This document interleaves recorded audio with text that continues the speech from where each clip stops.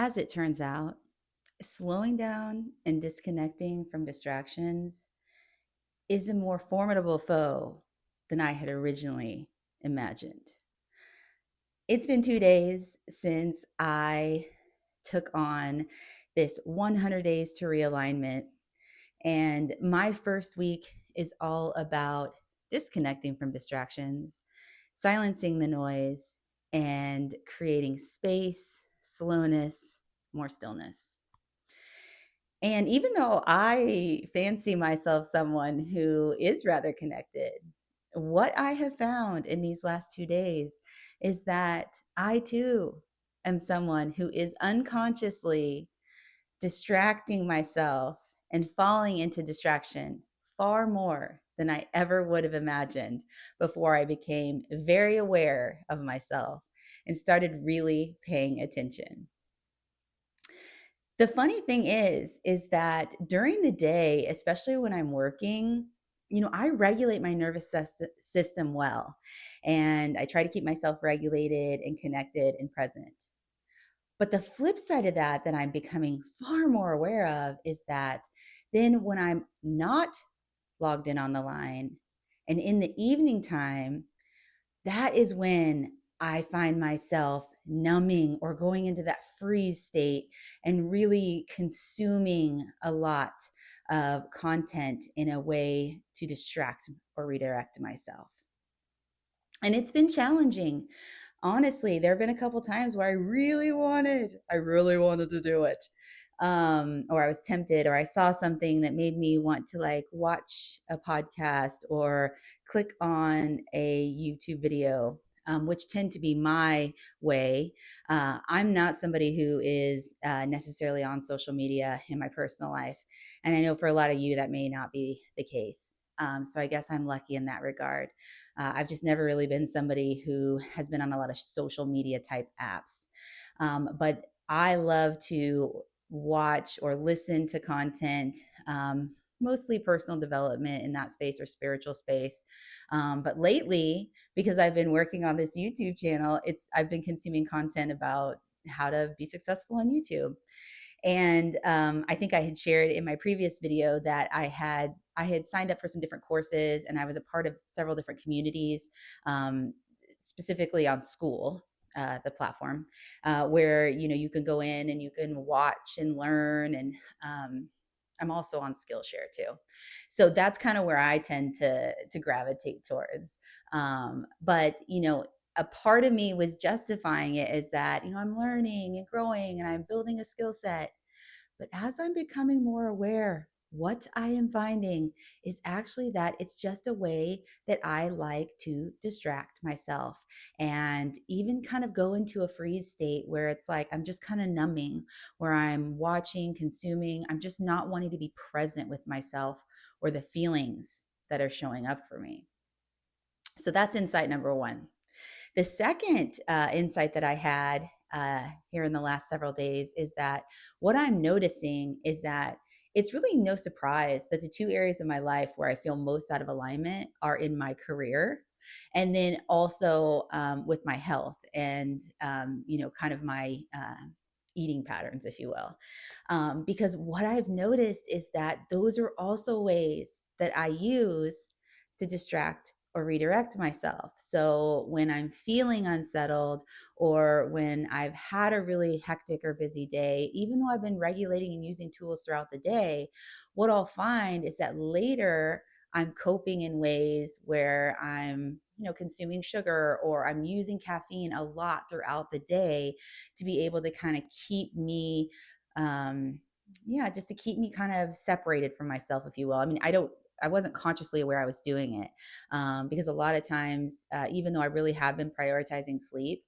I just wake up and I get up early because I have a morning routine that I have consistently done, which is something that definitely is one of my energy givers. I really enjoy my morning routine, but I have to get up early because I have young kids, and so I have to beat them to it, or else, then I'm in mom mode, morning mode. So I've been getting up about 5 a.m. every morning, and so sometimes I just wake up in the morning and I feel a little bit groggy, and so of course the very first thing I do is reach for some caffeine. to kind of give me that perk, which I know that caffeine doesn't actually give us energy. It's actually stealing our energy reserves. And certainly because I am somebody who prioritizes circadian health, I know that there's a big cortisol surge in the morning just naturally for a lot of us, for all of us. And so, really having caffeine before the sun comes up, or even within a couple hours after the sun comes up, is really dysregulating your system and setting you up not to be in alignment necessarily throughout the day.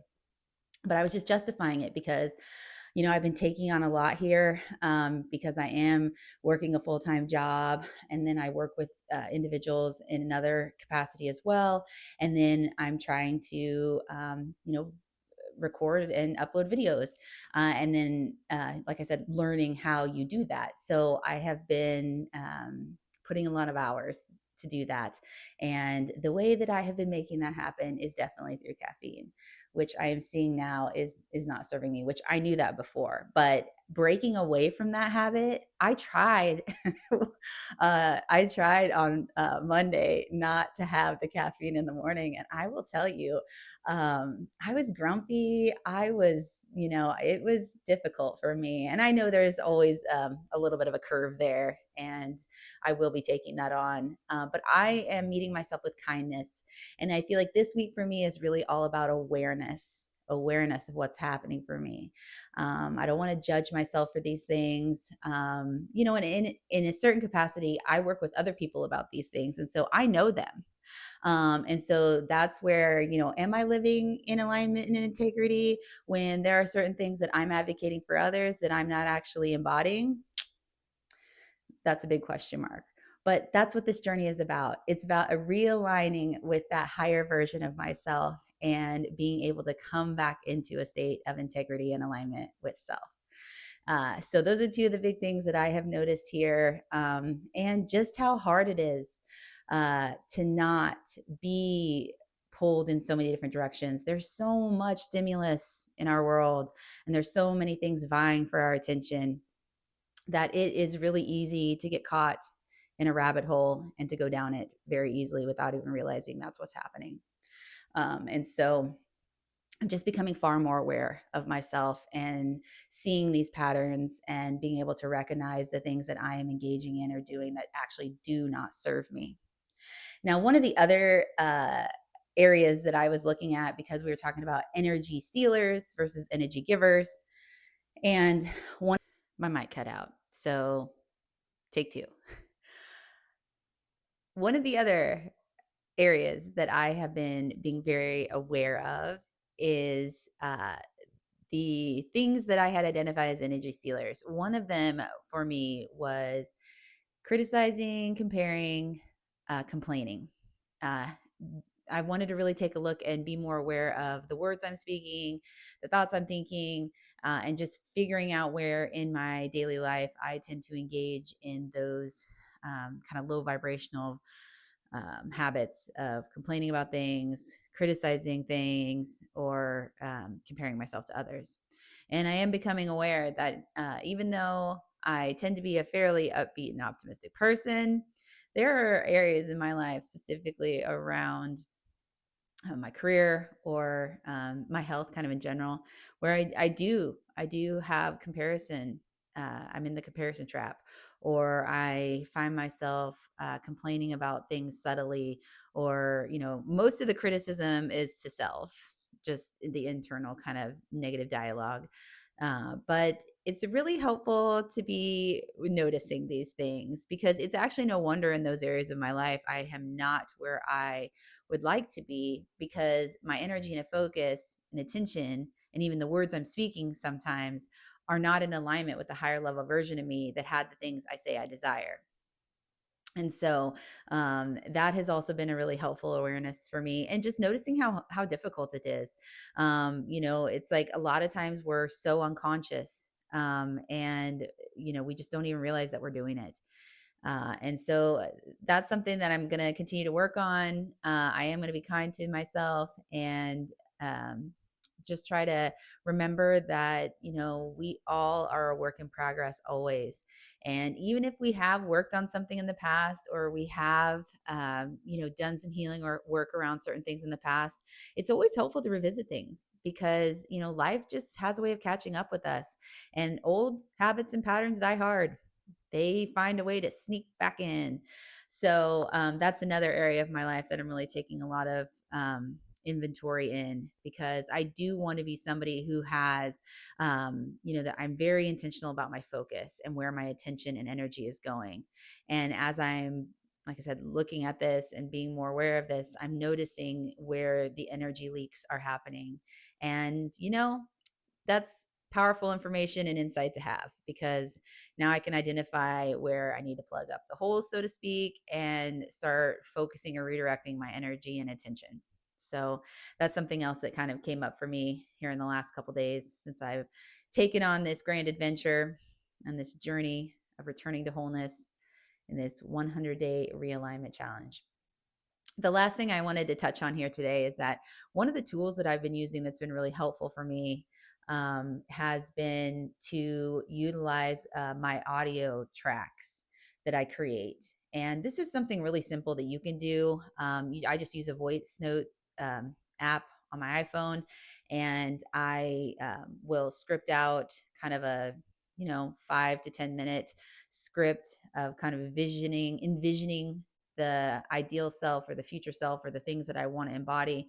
And then I will record me reading through that. And then I will go back and listen to it. And so that's something that I do first thing when I get up in the morning. I get up early because I have a morning routine. And then I just put my earbud in and I listen to those tracks to help me to align with the highest version of myself and the intentions I have set. And so that could be something that could be incredibly helpful for you. If you're finding that you don't really know where to start with that, I would be happy to create one, a general one around aligning with our highest version, and record it and make it available to you guys through a link. And I may take that on here later this week and create that for you guys, because I think it is really helpful.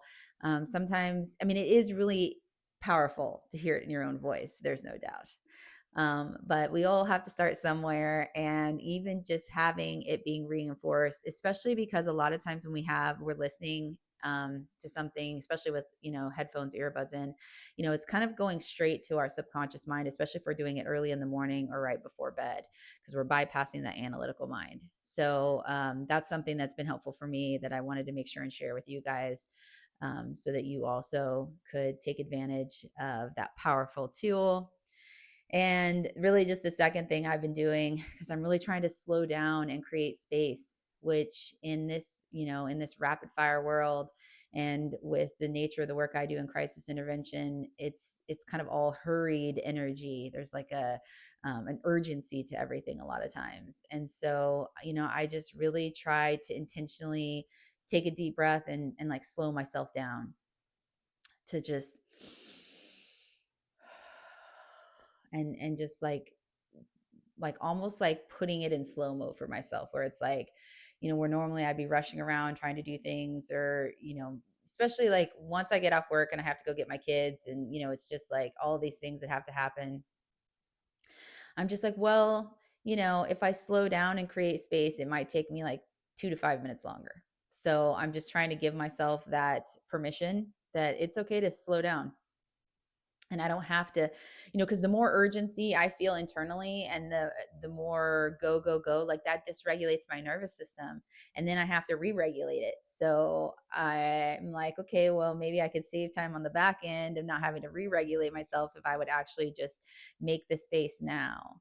Plus, the highest level version of me is somebody who is, there's no urgency, there's no rush. I have time and space, and um, it's okay for me to take up space and for me to slow down. So that's something else that I'm really focusing on, is just intentionally creating more space in my life and really slowing myself down, like really slowing myself down, where when I feel like I have, 5 things on the to-do list and I'm kind of rushing around trying to do it all and get it all done as quickly as possible, I'm just, well, if it takes longer, it takes longer. At least while I'm doing it, it can be more enjoyable because I'm not in a frantic, urgent state.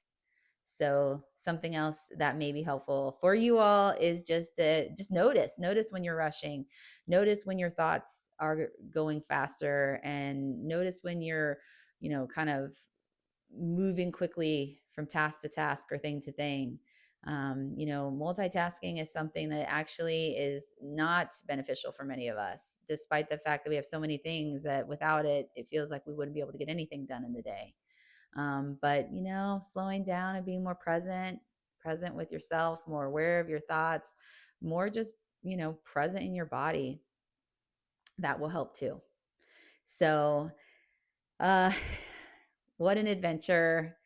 I am finding this is going to be something that is going to be, it's going to help me grow. It's definitely going to help me grow. So thank you for tuning in. And I would love to hear what's been going on for you and how you've been experiencing this first week of reducing distraction and noise and slowing down and creating space as we move towards our return to wholeness. So I will check in later this week. Take good care. Talk to you soon.